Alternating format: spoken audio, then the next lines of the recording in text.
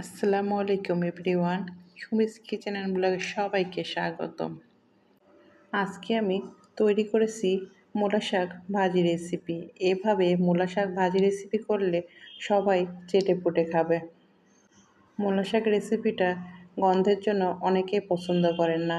এভাবে একবার হলো মূলা শাক ভাজি রেসিপিটা তৈরি করে খেতে পারেন। এখানে আমি 2 আঁটি মূলা শাক নিয়ে নিয়েছি। এরপরে আমি বটির সাহায্যে ছোট ছোট টুকরো করে কেটে নিয়েছি। তোমরা চাইলে আরও ছোট করে নিতে পারো। এরপরে আমি শাকগুলো পরিষ্কার করে নিয়েছি। এখানে আমি দিয়ে নিব 3 থেকে 4টা পেঁয়াজ কুচি। সঙ্গে আমি এখানে ব্যবহার করব পর্যাপ্ত পরিমাণে লবণ। লবণটা দেওয়ার পরে আমি সুন্দর করে মূলা শাকটা সিদ্ধ করে নেব। এই মূলা শাক ভাজি রেসিপিটা আশা করি তোমাদের কাছে খুবই ভালো লাগবে। মূলা শাকটা আমি সুন্দরভাবে সিদ্ধ করে নিচ্ছি। মূলা শাক থেকে যে পানিটা বের হবে সেই পানিটা দিয়ে আমি মূলা শাকটা সিদ্ধ করে নেব।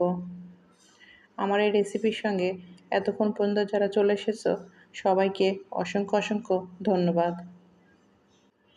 এখানে মূলা শাকটা প্রায় সিদ্ধ হয়ে আসছে, কিছুটা পানি বের হয়েছে। এই পানিটা আমি শুকিয়ে নিব। মূলা শাক ভাজি রেসিপির সঙ্গে এতক্ষণ পর্যন্ত যারা চলে এসেছো এটি লাইক দিতে ভুলে গিয়েছো, অবশ্যই একটি লাইক দিয়ে ভিডিওর সঙ্গেই থাকবে।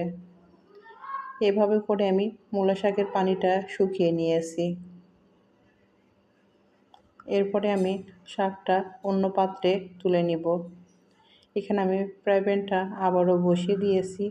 এরপরে আমি এখানে দিয়ে নিচ্ছি পর্যাপ্ত পরিমাণে সরিষার তেল। তোমরা চাইলে এখানে সয়াবিন তেল দিয়েও ভাজতে পারো মূলা শাক ভাজিটা। এখানে আমি দিয়ে নিচ্ছি 2টা রসুন কুচি। এখানে আমি এরপরে দিয়ে নেব কাঁচামরিচ কুচি। তোমরা চাইলে এখানে শুকনা মরিচটাও ব্যবহার করতে পারো। এভাবে আমি ব্রাউন কালার করে রসুন ও কাঁচামরিচটা ভেজে নেব। আমার এই মূলা শাক ভাজি রেসিপিটা তোমাদের কাছে কেমন লাগলো অবশ্যই কমেন্টের মাধ্যমে জানাবে। আর যদি খুব বেশি ভালো লেগে যায় ফ্যামিলির সঙ্গে শেয়ার করতে পারো। মূলা শাক ভাজি রেসিপিটা সবাই তৈরি করতে জানে।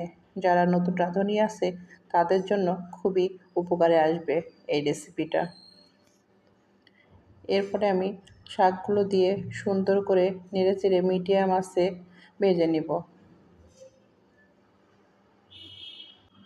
মূলা শাকগুলো হাই হিটে ভাজলে পুড়ে যেতে পারে, তিতো লাগতে পারে। এজন্য আমি মিডিয়াম আঁচে শাকগুলো ভেজে নেব। এখানে আমার শাকগুলো প্রায় ভাজা হয়ে আসছে। এরপরে আমি পরিবেশন পাত্রে তুলে নেব।